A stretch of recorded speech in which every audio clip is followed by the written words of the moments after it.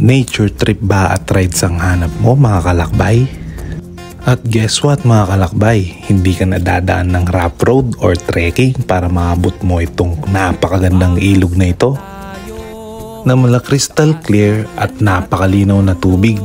Yung tipong kitang kita mo yung mga bato sa ilalim ng tubig mga kalakbay.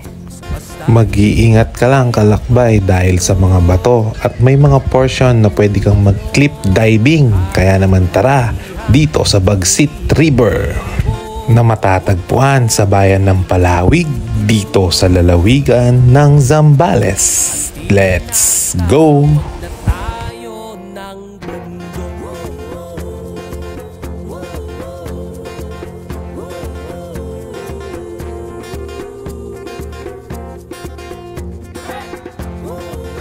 At ang gagamitin pala nating motor ngayon mga kalakbay, itong si Lakbay. Siyempre, siya lang naman yung motor natin. At exactly 4:30 ng madaling araw mga kalakbay is bumiyahe na kami from Mexico to Lubao, Pampanga. Dahil doon natin kikitain yung mga makakasama natin sa ride mga kalakbay. Siyempre, ang Maligaya Moto Club ang kasama natin dyan. Hey! Bali 5 motorsiklo pala kami for today's video mga kalakbay. At eto na nga at bumiyahe na kami mga kalakbay habang madilim-dilim pa at wala pang ganong sasakyan. At bago pumutok ang araw mga kalakbay, pipilitin naming makalayo para at least siyempre makaiwas kami sa traffic. Naging tuloy-tuloy lang ang biyahe mga kalakbay hanggang ito nakarating na kami sa Olongapo. Yan, medyo sumisilip-silip na liwanag. At pagdating nga dito sa Olongapo proper, kung mapapansin nyo is marami na ring sasakyan mga kalakbay. Yan o, sumisilip na yung dagat. At yun nga mga kalakbay, mula Lubao is binaybay namin ng Dinalupihan papuntang Olongapo hanggang nakarating kami ng Subic. Nasa around 45 kilometers din yan mga kalakbay.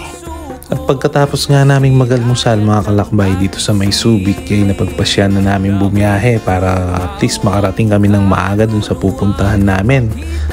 At sa patuloy nga namin pagbabiyahe mga kalakbay, madadaanan natin dyan yung Castillejos, San Narciso, San Marcelino, San Felipe, Kabanggan, Botolan, Iba. At pagkatapos dyan is yung Palawig, Zambales. Comment down below mga kalakbay kung tama yung pagkakasunod-sunod ng mga bayan na nabanggit ko. Pero sure ako mga kalakbay, lahat ng bayan na yan madadaanan mo pag pupunta ka ng Palawig, Zambales. At dahil nga nawili kami dito sa kagandahan ng mga daan dito mga kalakbay is naligaw nga kami. Ang mabuti na lang kalakbay is kasama namin si Magtanong. So tinanong namin kung saan yung papunta ng Bagsit River. Ayon dun sa nagturo sa amin mga kalakbay, dun lang daw sa kanto ng Solar. Tandaan nyo yun mga kalakbay, hindi ko lang nakuhanan yung kanto, pero kanto daw yun ng Solar. At mula nga dun mga kalakbay, dun sa kanto is mga around 10 to 15 kilometers pa hanggang dulo bago mo marating yung Bagsit River. Pero no worries kasi puro sementado naman yung daan yan. No? Tignan nyo naman, maganda rin yung daan, kaya walang kahasel-hasel mga kalakbay. At dahil nga matarik itong daan papuntang Bagsit River mga kalakbay, meron kaming nakitang tricycle na talagang hirap na hirap umakyat. To the rescue naman dyan si Loyal Motovlog mga kalakbay. Yan. Kaya naman shoutout sa'yo Loyal Motovlog at kay kuya na naka-tricycle. Ride safe po lagi mga kalakbay. At ito ang aming naging biyahe mga kalakbay mula Subic hanggang Palawig mga kalakbay is nasa 75 km din mga kalakbay. So medyo napalaban din tayo. At nung marating na nga namin ng dulo mga kalakbay, ito ang Bagsit River. Tignan mo naman, napakalinaw talaga ng tubig. Sobrang refreshing. At napakaganda talaga ng ambience. Perfect na perfect pang nature trip at mahihilig sa camping mga kalakbay. May mga portion dito mga kalakbay na malalalim kaya mag-iingat po sa paglangoy.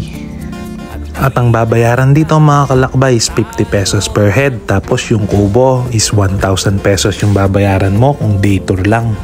At may mga available din silang banyo dito mga kalakbay, bawal nga lang kung ikaw ay maselan. At dahil hindi ito mahirap puntahan mga kalakbay, napakaraming pumupunta dito. Sulit ang halos 5 oras na pagbabiyahe mga kalakbay, kasama na dun yung pamimili ng pagkain. At kung nagustuhan mo yung mga ganitong klaseng video at kung nagustuhan mo yung lugar na to, ano pang hinihintay mo? Tara, kung deserve ko to mga kalakbay, deserve mo rin namang magpahinga at pumunta sa ganito kagandang kalikasan. I-share mo itong video, tapos i-follow mo ko, tapos PM mo ko, ituturo ko sa'yo kung paano ka makakatipid papunta dito. Let's go!